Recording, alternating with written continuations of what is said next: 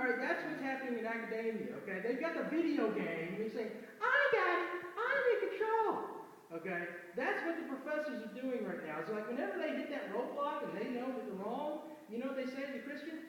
You're just dumb, you're just religious, so I'm not going to listen to you, I'm going to make up a new idea. Okay? They came up with this idea like with the Big Bang Theory and stuff like that.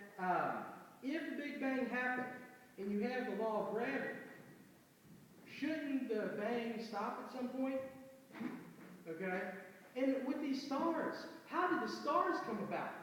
Now I've seen astrophysicists admit that they don't know.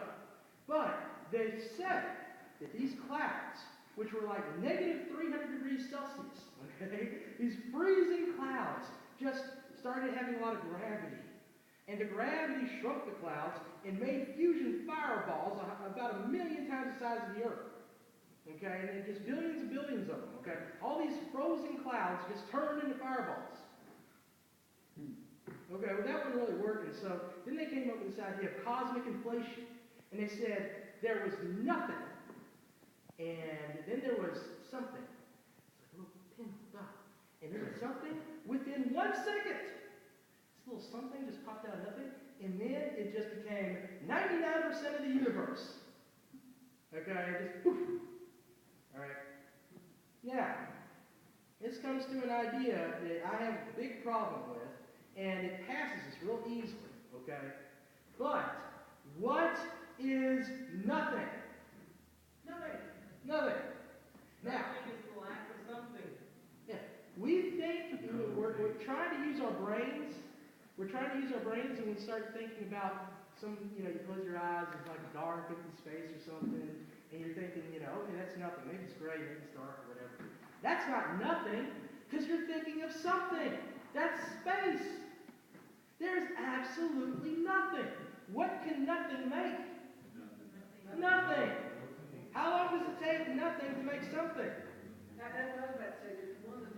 It doesn't even take anything, because that would take time, and time is something. Okay? So, when they say that there was nothing, and then there was something, they are insane. Okay? They really have no clue what they're talking about. First verse of the Bible. Now, I usually stick, when we're talking about accuracy, I stick with the King James Version. Nothing wrong with, if it's a little bit archaic and stuff, so you think, okay, I'll use an easier version, and that's fine. But if you want to kind of stick, when you're trying to get the meat and potatoes, you want to kind of go with this. The reason why it's archaic is because it's going back to that old mind, okay? The mind of thousands of years ago. So they really purposely use old words to capture what exactly was said. And it says, in the beginning, God created the heaven and the earth. Now, the beginning is time. Time is motion. So before there is motion, that's it. There's no motion, there's nothing, except in the beginning, God. What was there before anything else? God. Now, usually, being a good theologian, we think of God as a person. Okay, Father, Son, Holy Ghost. But we're going to talk about a part of God. Okay?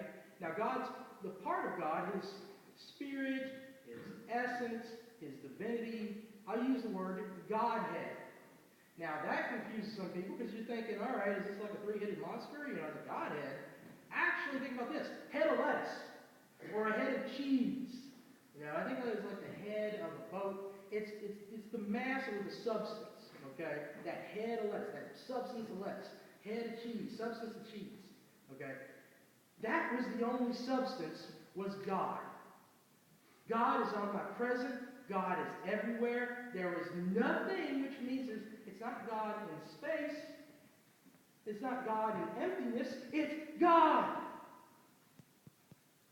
You say, well, how long is God? How old is God? God is more than we can think. He has no end. How is that? You can't think it. You've just got a little brain. God is so powerful, so big. Look at how big the hills are outside. Look how big the sky looks at night. Bigger.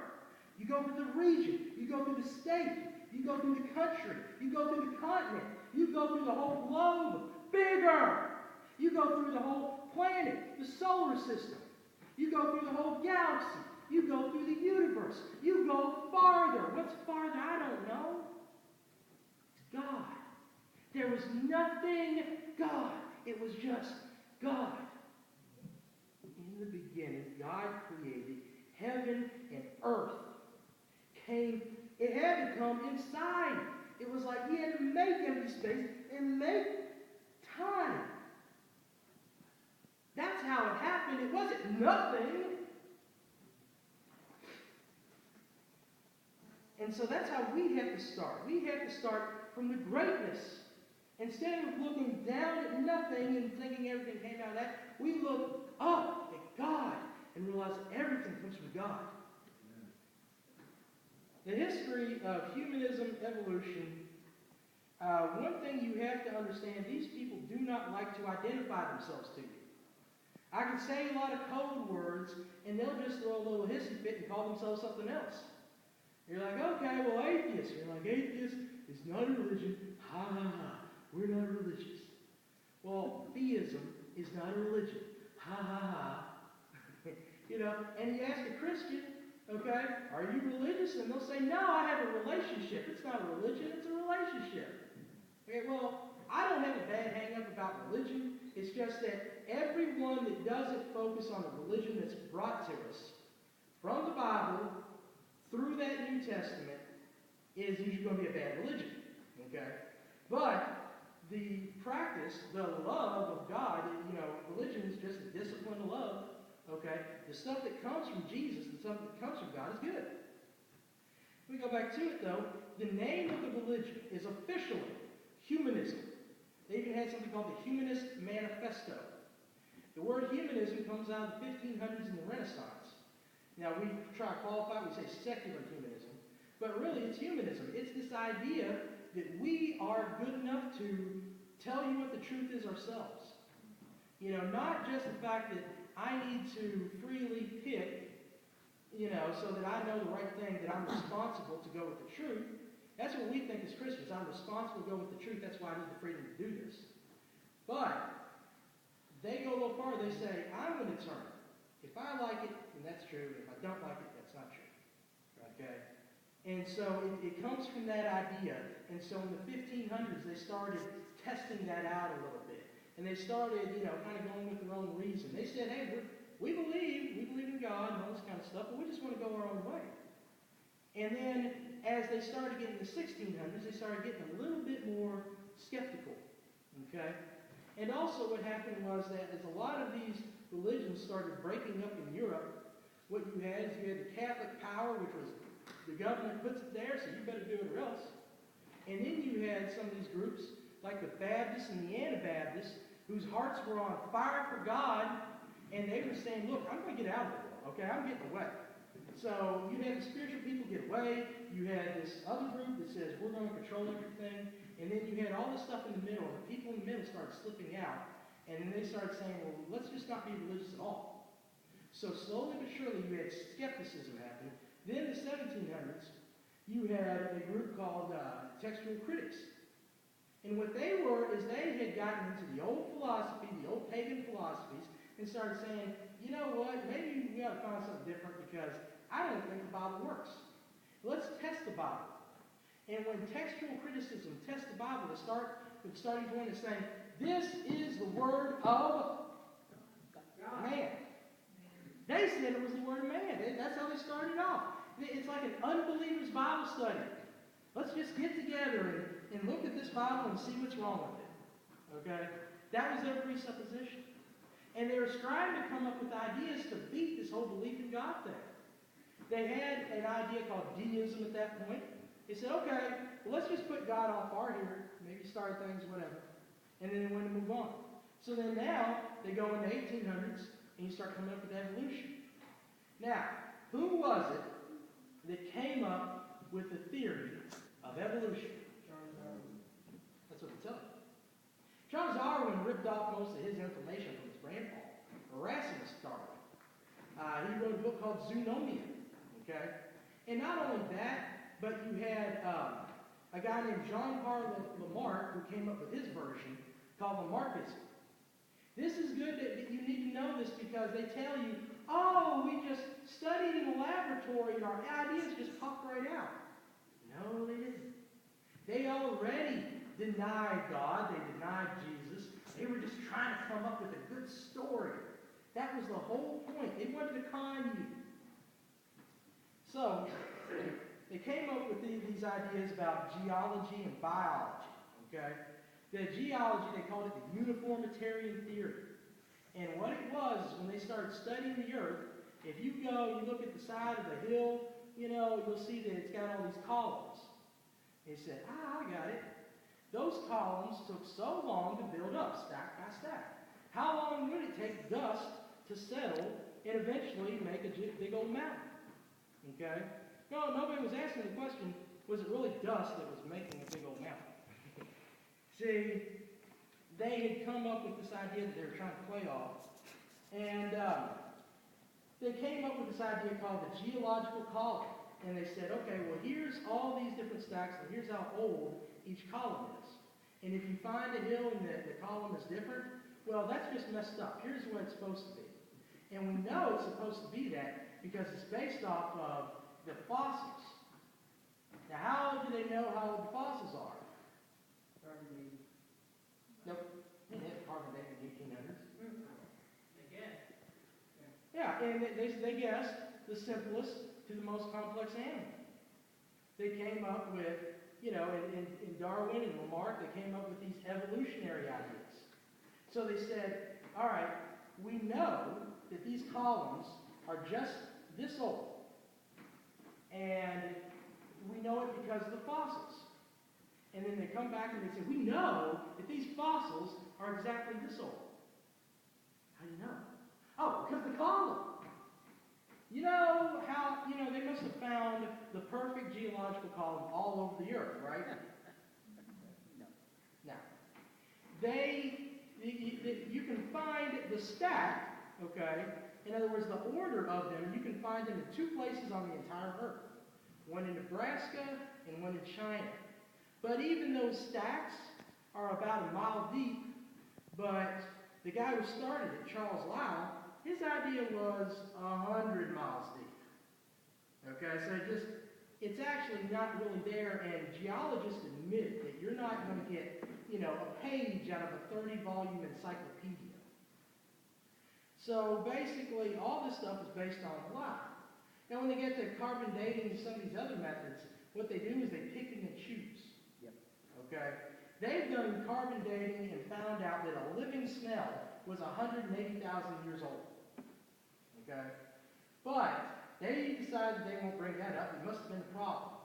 So what did they do? Well, they based the carbon dating off of the geologic column, which they made up. So a lot of this stuff is all based on circular reasoning. It's not historical. It's not factual. I'll tell you what, there was something interesting I saw on TV about a year or 2 ago. I think it was on the Smithsonian Channel, and I think they like to play it a lot. It was about this gigantic snake called a Titanoboa. Y'all remember that? Any of y'all ever seen that? Okay, we got the one. You were awesome. I like that movie. It was funny. All right, what's your name, by the way? Wesley. Wesley, okay. Wesley's got some good ideas. All right, so Titanoboa, they found in Colombia these gigantic ribs of a fossil of a snake. Now, they don't know how long the snake exactly was because the bones look exactly alike and they can deteriorate over time. But at a minimum, they found out the snake, at a minimum, was 40 feet long. At its fattest end, it was about a width of 4 feet high. Okay? That means this sucker could be around here and wrap himself around all of us, okay? He was gigantic and massive. You found him in Colombia. And then they also found a gigantic turtle the size of a church bus. And they found a gigantic alligator. Go ahead. Last video I saw on that, they actually thought they did compare the bones to today's snake Yeah. and found out that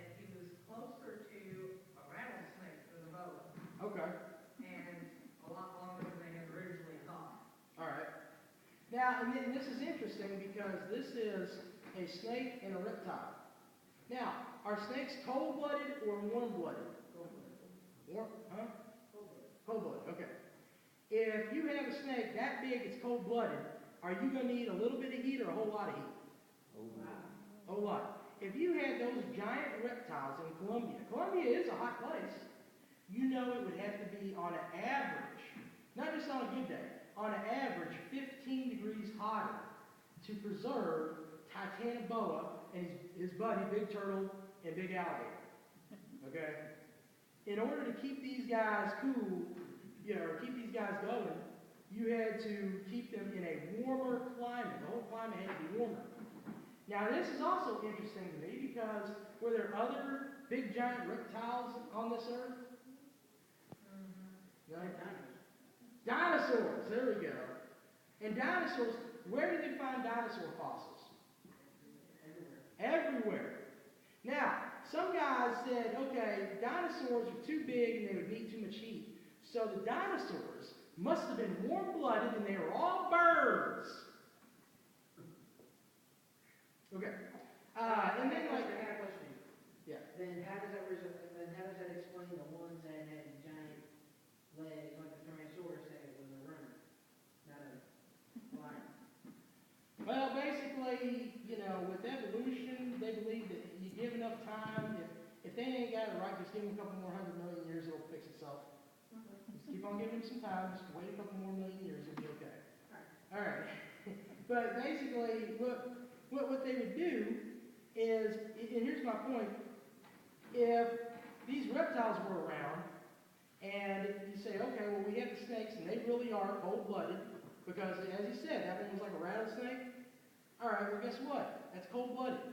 So these are just big, and they're cold-blooded. But if that cold-blooded giant reptile can survive, then shouldn't the other cold-blooded lizards all over the world be the same way? Well, hold on. Now, you have a warmer Earth. Okay? Not only is it going to be a warmer Earth, but there's some other things they found. They found, you ever seen like they have these fossils of giant dragonflies about that big? Okay? And lots of these giant insects and stuff. They got these exoskeletons and they don't breathe very well. They need more air. What happens when you have a giant dinosaur that's got this, a head the size of a horse, but it's about, 40, 50 feet down to the end of the tail? How's it going to get enough air? They needed more oxygen in the air. Well, here's a good thing. They found this amber, and amber is kind of like syrup that's, so many thousands of years old. And they went and found the air pockets inside the amber. And this old air was much more than what we have. Now, I forgot the figure. It's somewhere in my notes, but I don't want to waste too much time. It was either 8 to 20% of our of our air has oxygen in it. I think it was 8%, but it might have been 10 to 20. Well, anyhow, guess how much oxygen was in the ancient air? 50%. So our older Earth had more oxygen, and it had a warmer climate. It was tropical pretty much everywhere. Now, the problem is with the idea of the uniformitarian theory is that there's no miracles, right? And there's nothing that changes. And that's even more important because if anything changed, could you have figured it out? If I had a bucket underneath a faucet and the faucet's just dripping, you could say, hey, I'll tell you what, I can calculate the size of the drip with the size of the bucket and determine how old or how long that faucet's been dripping. There's only one problem. How do you know that I didn't turn that faucet up and then turn it back down? This is the whole problem. How do you know? How do you know that it's exactly this old and calculated that much if there are changes? If there's changes in the environment, couldn't there have been other changes like a giant flood? Okay, because we know the whole earth was different. Why was it different?